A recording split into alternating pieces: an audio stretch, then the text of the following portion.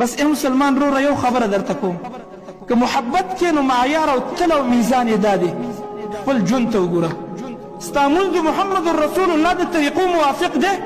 ټیک ده ته په خپله دعوه کې صادق یې بیا ته د محمد رسول الله سره مینه کې ستا معاملات د محمد رسول الله د سنتو برابر دي که برابر یې ټیک ده ته د محمد رسول الله سره مینه کې او بیا ته په دې خپله دعوه کې صادق یې ستا اخلاق د محمد رسول الله د اخلاقو برابر دي که برابر یې ټیک ده ته په دې خپله مینه کې صادق یې بیا د محمد رسول الله سره مینه کې ستا نور رهن سین لباس تر دې چې خپل صورت او شکل د محمد رسول الله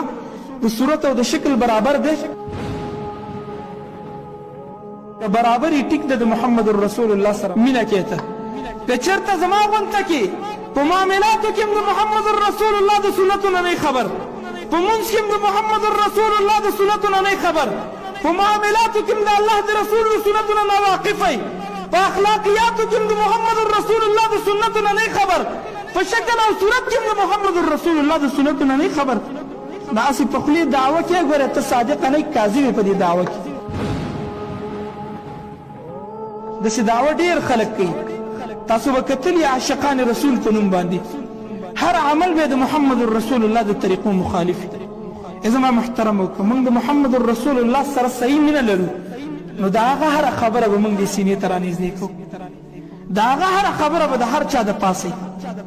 دا به نه وي چې یاره ټیک ده د محمد رسول الله سنت خو شته خو زما رواج یې نه مني زما او ستا د سنتو سره دا معامله ده که نه ده نه زما محترم دا جدا موضوع ده د صحابه کرامو د محمد رسول الله سره څومره مینه وه او څومره په عمل کې د هغه مینه د هغه اقوال راوستي او حیران به شي ورته موږ یو سنت مؤکده خو لرې خبره ده صحابه کرام سنت عادیه چې په امت باندې لازم نه دي عام سنت دي که ودې کړه الله په اجر درکوي د الله د رسول عادات یې دې سینې ته دونه رانږدې کړي ته به وایې چې د عامو سنتو سره به د دوی څه معامله وه